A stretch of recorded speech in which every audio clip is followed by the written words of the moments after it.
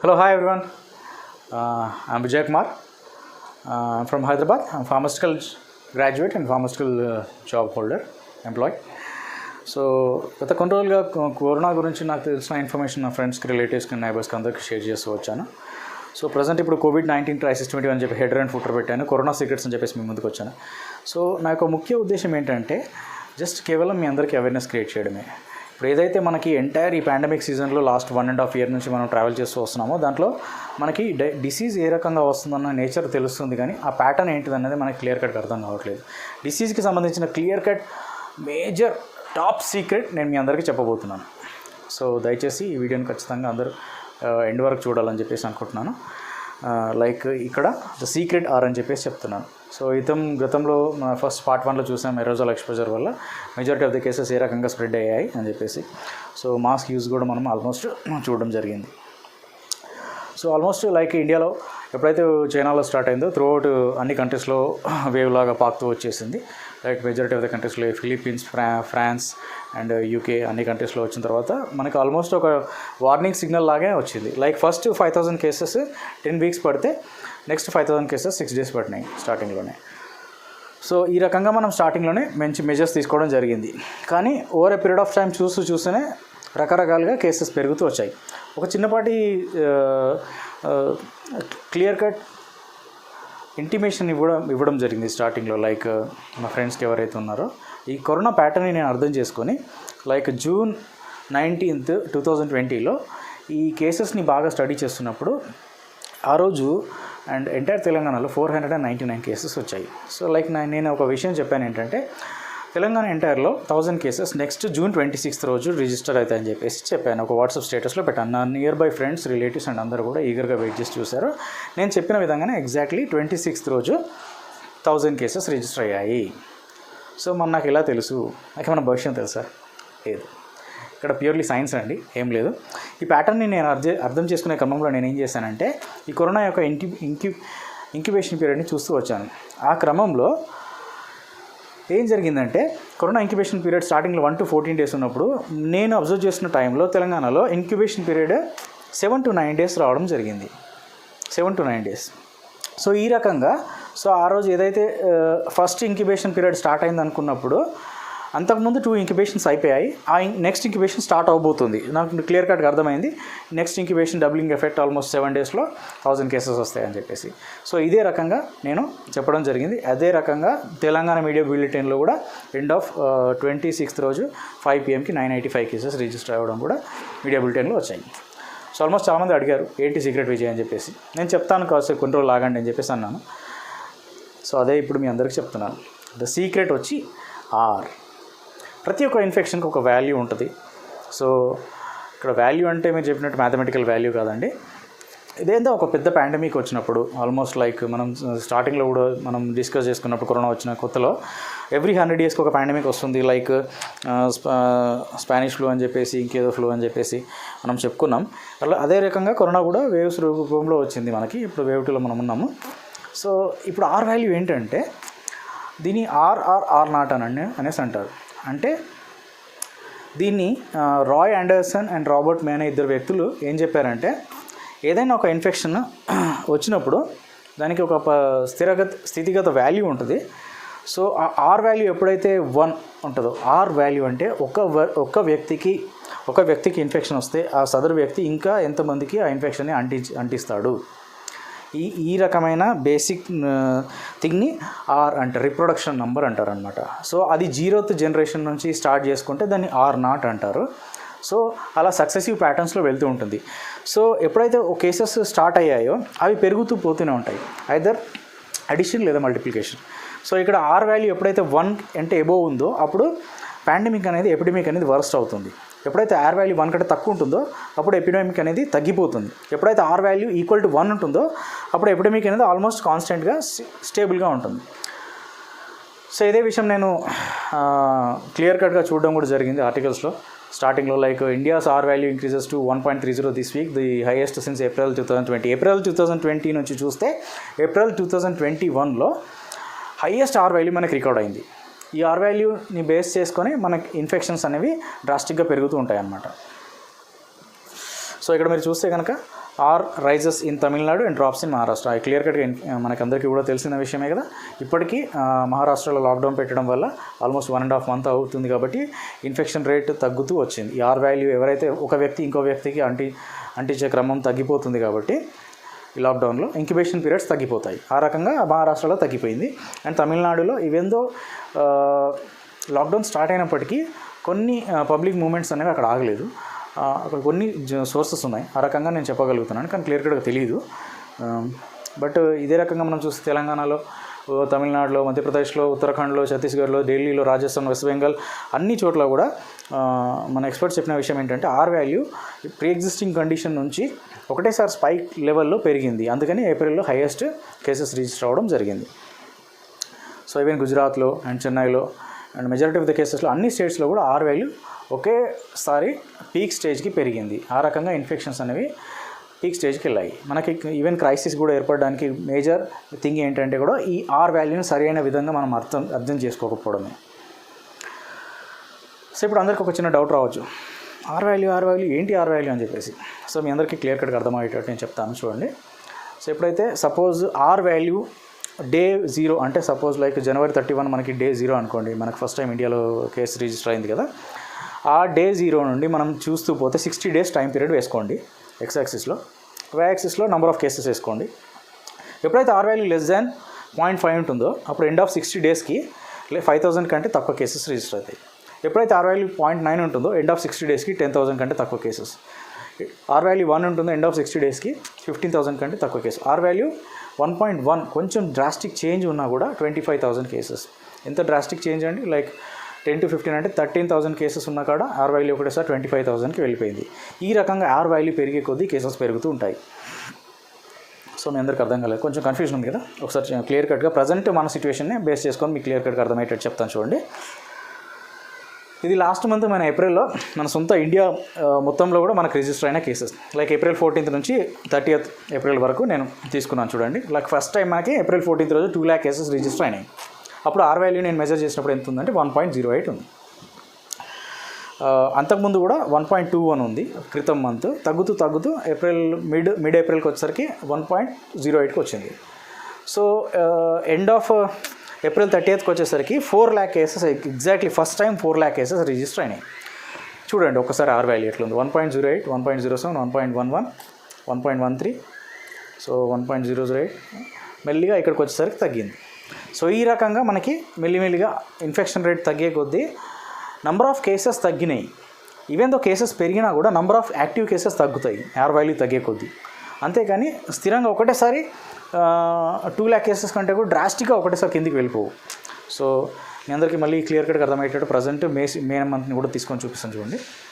So May 1st నుంచి May 23rdకి కూడా నేను మళ్ళీ కేసెస్ తీసుకున్నాను చూడండి ఒకసారి. సో మీరు అందరూ అబ్జర్వ్ చేస్తే, సో లైక్ 3,92 కేసెస్ ఏవైతే ఉన్నాయో అక్కడ నుంచి స్టార్ట్ చేస్తే May 23rd వరకు 2,40,000 కేసెస్ వచ్చినాయి. ఇక్కడ ఆర్ వాల్యూ స్టాగ్నెంట్గా నేను ఒకసారి మెజర్ చేసుకున్నాను, చూస్తే ఎంతవరకు వచ్చిందంటే 0.97 నుంచి 0.93 వరకు వచ్చింది. సో ఇక్కడ మీరు ఎప్పుడైనా న్యూస్ చూసేటప్పుడు అప్పుడప్పుడు న్యూస్లో చెప్తుంటారు, లైక్ అమ్మయ్య కొంచెం కరోనా శాంతించింది, ఈరోజు కేసెస్ తక్కువ వచ్చినాయి, మొన్నటి కంటే కూడా ఇప్పుడు కూడా 2 lakhs కంటే తక్కువ వచ్చినాయి అని చెప్పేసి ఈరోజు కూడా న్యూస్లో చెప్పడం జరిగింది. కానీ నేను క్లియర్ కట్గా చెప్తున్నాను, ఒక్కసారి గమనించండి మీరు. ఈ వర్కింగ్ డేస్ అన్నిటిలో కూడా కేసెస్ స్టాండర్డ్గా ఎగ్జిస్టింగ్ కండిషన్స్లో మంచిగానే వస్తాయి. ఎప్పుడైతే సండే మండే ఉంటాయో ఆ 2 daysలో కేసెస్ తక్కువ ఉంటాయి. చూడండి, సాటర్డే రోజు 3,92,000 ఉంటే సండే రోజు 3,68,000కి వచ్చింది, మండే రోజు 3,57,000కి వచ్చింది. అదేంటో ట్యూస్డే రోజు మళ్ళీ వెంటనే 3,82,000కి వచ్చేసినాయి కేసెస్.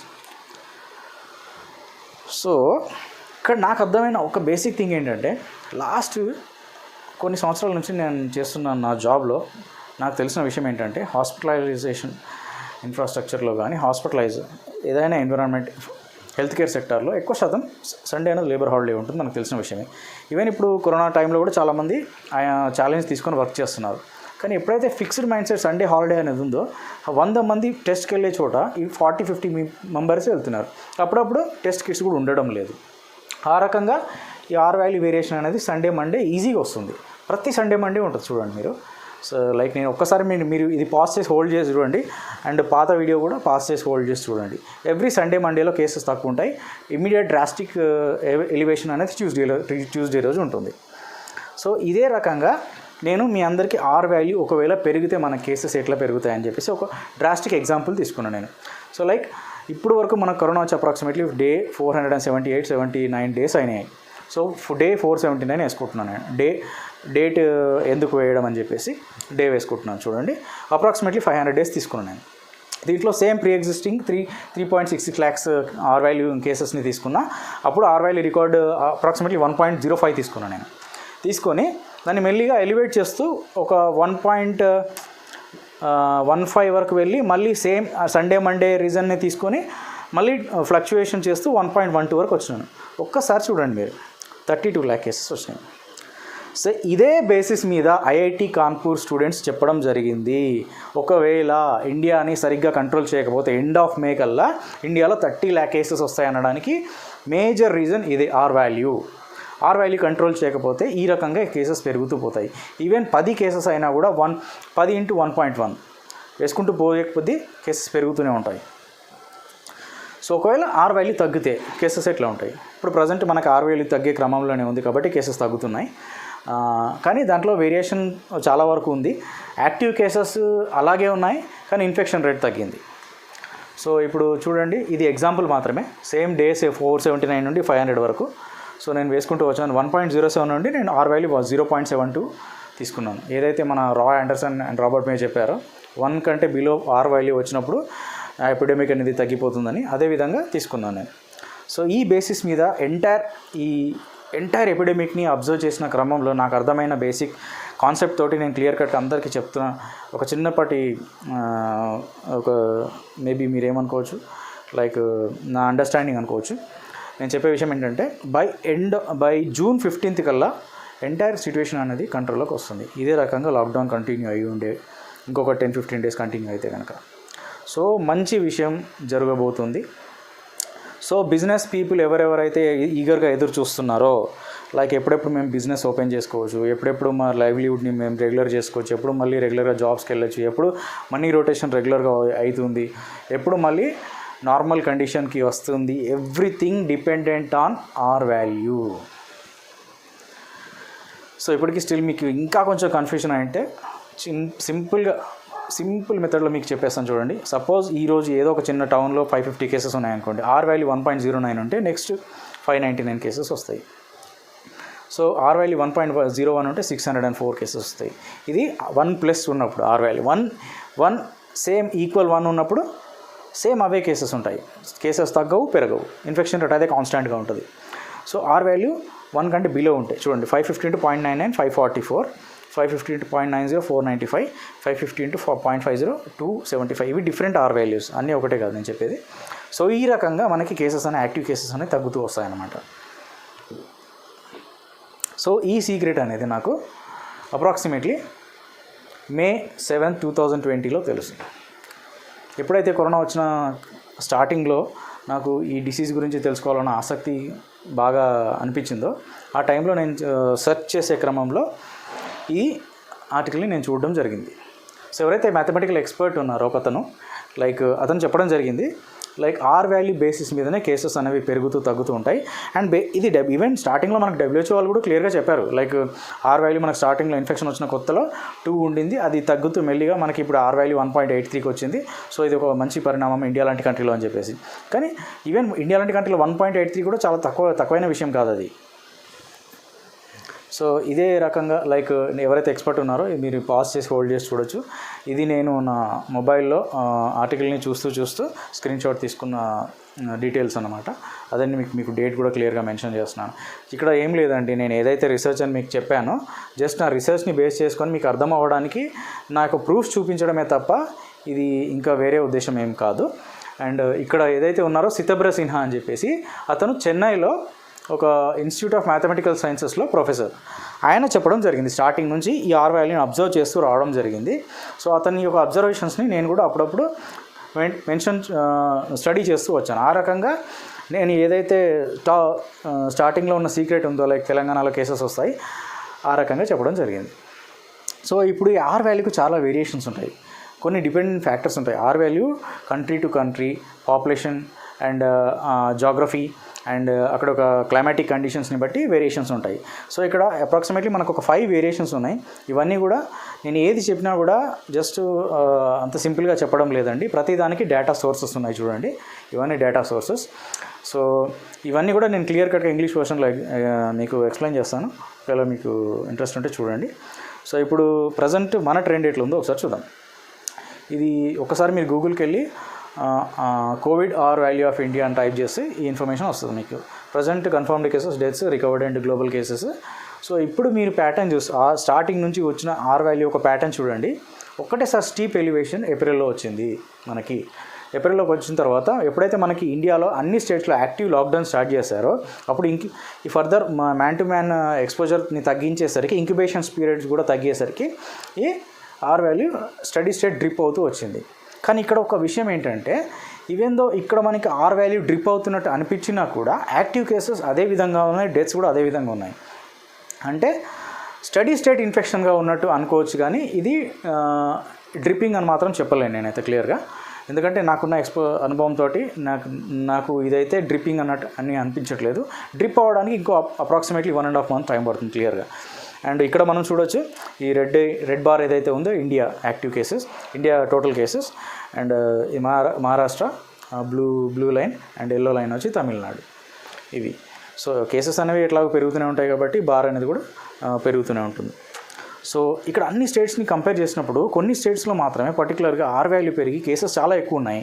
సో పర్టికులర్లీ మీరు తెలంగాణ, ఏపీ, ఉత్తరప్రదేశ్, రాజస్థాన్, గుజరాత్, కర్ణాటక అండ్ ఇటువంటి స్టేట్స్ చూసుకున్నప్పుడు అన్ని చోట్ల కూడా స్టడీ స్టేట్ ఆర్ వాల్యూ యొక్క వేరియేషన్ చూడడం జరిగింది. అండ్ లాక్డౌన్ పెట్టినప్పుడు కూడా వాటి యొక్క ఎఫెక్ట్స్ ఏ రకంగా ఉన్నాయో కూడా చూడడం జరిగింది. కానీ కొన్ని చోట్ల even though R value variations ఉన్నా కూడా అప్పటి వరకు స్టార్టింగ్ నుండి కేసెస్ అనేవి పెరగలేదు. లైక్ కొన్ని స్టేట్స్ మీరు చూసుకుంటే లైక్ మేఘాలయ అటువంటి ఈస్టర్న్ స్టేట్స్ కేసెస్ చాలా తక్కువ రిజిస్టర్ అయ్యాయి. అండ్ మోర్ ఓవర్ కొన్ని టోటల్ ఇండియా మొత్తంలో అన్ని 29, 31 స్టేట్స్ ఉన్న సెలెక్టెడ్ స్టేట్స్లో మాత్రమే highest number of cases register అయ్యాయి. దీనికి ఒక టాప్ సీక్రెట్ ఉంది. ఇది కూడా ఒక చిన్నపాటి ఇన్ఫర్మేటివ్ నాలెడ్జే. సో ఈ ఇన్ఫర్మేషన్, ఈ సీక్రెట్ని నేను 3rd పార్ట్లో చెప్తాను, మీరు చూడండి. సో ఇప్పుడు ఏదైతే ఈస్టర్న్ పార్ట్ ఉందో మొన్నటి వరకు కూడా ఈ ఈస్టర్న్ పార్ట్ ఆఫ్ ఇండియాలో కేసెస్ అనేవి స్టెగ్నెంట్గా 1 below ఆర్ నియర్ బై 1 మాత్రమే ఉన్నాయి. అంటే అసలు ఈవెన్ కేసెస్ కూడా పెరగనే లేదు. సో ఇప్పుడు మాత్రమే ఇక్కడ ఆర్ వాల్యూ ఒకటేసారి పెరిగేసరికి కేసెస్ డ్రాస్టిక్గా పెరగడం జరిగింది. దానికి కూడా ఒక క్లియర్ కట్ ఎగ్జాంపుల్ నేను అనుకునే నా యొక్క అండర్స్టాండింగ్ ప్రకారం నేను చెప్పేది ఏంటంటే ఈ Assam and west Bengal elections. So ఇదే బేసిస్ మీద నేను ఆర్ వాల్యూ ఏదైతే ఉందో దానికి సంబంధించిన ఇన్ఫర్మేషన్ చెప్పడం జరిగింది. సో ఇది కొత్తగా నేను ఈరోజు చెప్పడం కాదు, దీనికి డేటాబేస్ ప్రూఫ్ ఇంతకుముందు చూపించిన విధంగా కూడా కాదు. సేమ్ ఇదే ఇన్ఫర్మేషన్ ఆర్ వాల్యూ ఒకవేళ 2 రకాలుగా ఉంటుంది. మనకి ఆర్ వాల్యూ డబ్లింగ్ ఎఫెక్ట్ ఉంటుంది, R value study state multiplication ఉంటుంది. ఒకవేళ డబ్లింగ్ ఎఫెక్ట్ ఉంటే కేసెస్ మనకి ఏ రకంగా ఉంటాయి, స్టడీ స్టేట్ మల్టిప్లికేషన్ రకంగా ఉంటే మనకి కేసెస్ ఏ రకంగా ఉంటాయి. నా first video Janata curfew agenda by Vijay K Nasani March 22, 2020లోనే చెప్పాను. ఇన్ కేస్ మీకు ఇంట్రెస్ట్ ఉంటే చూడవచ్చు. సో కేవలం మరి మనకి కరోనాకి మాత్రమే ఈ రకంగా ఉంటుందా ఆర్ వాల్యూ అంటే కనుక కరోనాకే కాదు, డిఫరెంట్ డిసీజెస్కి కూడా డిఫరెంట్ ఆర్ వాల్యూస్ ఉంటాయి. లైక్ మీజిల్స్ మనం 30 అంటాం కదా, ఆల్మోస్ట్ 3 వ్యక్తుల నుంచి 203 మంది వ్యక్తులకి కూడా వచ్చే ఛాన్సెస్ చాలా ఎక్కువ ఉంటాయి. సో మీరు చికెన్ పాక్స్ చాలామందికి అమ్మోర్తలు అంటారు, చిన్నపిల్లలకి ఎవరికైనా వస్తే వెంటనే స్కూల్ నుంచి ఐసోలేట్ చేసేసి ఇంటికి పంపించి తగ్గిన తర్వాత స్కూల్కి పంపించండి. ఎందుకంటే వెంటనే వేరే స్టూడెంట్స్కి వస్తుంది వైరల్ డిసీజ్ కాబట్టి. So even polio, HIV, AIDS, SARS and MERS, Middle East respiratory syndrome.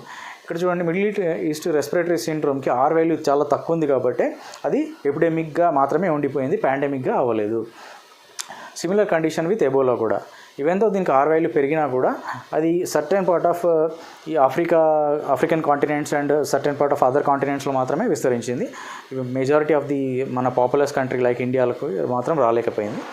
అదొక మంచి విషయం అని చెప్పుకోవచ్చు. కానీ ఎప్పుడైతే కోవిడ్-19 మనం చూస్తే కోవిడ్-19కి డ్రాస్టిక్ ఆర్ వాల్యూ వేరియేషన్స్ జరిగింది. స్టార్టింగ్లో ఆర్ వాల్యూ 5.7 ఉంది. అందుకనే అక్కడ చాలామందికి ఇమీడియట్ ఇన్ఫెక్షన్ వచ్చి చాలామంది ఎక్కడ పడితే అక్కడ పడిపోయి చనిపోయారు మనం చూసిన విధంగా. సో అది స్టడీ స్టేట్గా మెల్లిగా తగ్గుతూ 2 బిలో అండ్ ఆ రకంగా ఇప్పుడు దానికి ఆర్ వాల్యూ ఇప్పుడు WHO ఇచ్చే గైడ్లైన్స్ ప్రకారం 2 to 2.5. అంటే ఒక్క మనిషికి డిసీజ్ వస్తే ఇద్దరికి లేదా 2.5 పీపుల్ ఉండరు. అది ఒక మ్యాథమెటిక్ క్యాలిక్యులేషన్. సో మీకు ఇన్ కేస్ ఇంట్రెస్ట్ ఉంటే దీన్ని పాస్ చేసి ఆర్ వాల్యూ అంటే ఏంటిదో చూసుకోవచ్చు. సో ఈ రకంగా ఈ ఆర్ వాల్యూని కంట్రోల్ చేయడానికి మాత్రమే మనకి స్టార్టింగ్లో లాక్డౌన్ పెడదామా వద్దా అన్న సందేహం వచ్చినప్పటికీ కూడా మన వాళ్ళు స్టడీ స్టేట్ డెసిషన్ తీసుకొని ద ఎండ్ పాయింట్ లాక్డౌనే అని చెప్పేసి మళ్ళీ లాక్డౌన్ పెట్టడం జరిగింది. ఎప్పుడైతే లాక్డౌన్ పెట్టారో మళ్ళీ స్టడీ స్టేట్ ఆర్ వాల్యూ మళ్ళీ కంట్రోల్కి రావడం జరిగింది.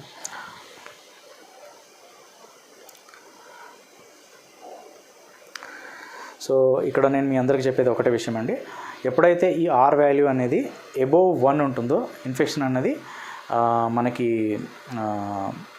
రెగ్యులర్ కంటిన్యూ అవుతూ ఉంటుంది. ఎప్పుడైతే ఆర్ వాల్యూ ఈక్వల్ టు 1 ఉంటుందో అది కాన్స్టెంట్గా మిగిలిపోతుంది ఎపిడెమిక్ అంటే కొన్ని రోజుల వరకు కొన్ని నెలల వరకు సాగి మెల్లిగా తగ్గిపోతుంది. కానీ ఎప్పుడైతే ఆర్ వాల్యూ మెల్లిగా లెస్ దాన్ 1కి తగ్గిందో అప్పుడు మనకి అది ఒక గుడ్ ఇండికేషన్ అనమాట. ఎపిడెమిక్ అనేది ఎండ్ అయిపోయింది. సో ఇప్పుడు మళ్ళీ మెల్లిమెల్లిగా మనకి స్టడీ స్టేట్ నార్మల్సీ వచ్చే ఛాన్సెస్ ఉన్నాయని చెప్పేసి ఈ రకంగా ఆర్ వాల్యూ అనేది ఈ కోవిడ్-19 ట్రాన్స్మిషన్ని ఎంటైర్ మొత్తం కంట్రీ కూడా ఇన్వేడ్ అయ్యేటట్టు మేజర్ రోల్ ప్లే చేసింది. సో మనకి మెసేజ్ అయితే క్లియర్గా ఉంది. ఇన్ఫెక్షన్ రేటుని సంబంధించిన ఏరోజాల్ ఎక్స్పోజర్ అయినా కూడా person to person ఏరోజాల్ exposure plus దాని యొక్క ఇన్ఫెక్షన్ రేట్ ఎక్కువ ఉంది కాబట్టి ఎటువంటి రిస్క్ తీసుకోకూడదు. మనం దేనికైనా కూడా అన్నిటికీ కూడా లాస్ట్ క్లియర్ కట్ ఆయుధం అండ్ కవచం మాస్కే మనకి. So please kindly stay safe, stay healthy, wish you happy health and thank you so much. So next వీడియోలో నేను చెప్పినట్టు క్లియర్ కట్గా మెజారిటీ ఆఫ్ ది ఇండియా మొత్తంలో మనకి ఎన్నో స్టేట్స్ ఉన్నా కూడా majority of the selected states and సిటీస్లో మాత్రమే కేసెస్ చాలా రిజిస్టర్ అయ్యాయి. దానికి మేజర్ కారణం ఏంటి, అసలు రీజన్ ఏంటిది, ఆ సీక్రెట్ కూడా పార్ట్ 3లో చెప్తాను. చూస్తూ ఉండండి. Thank you.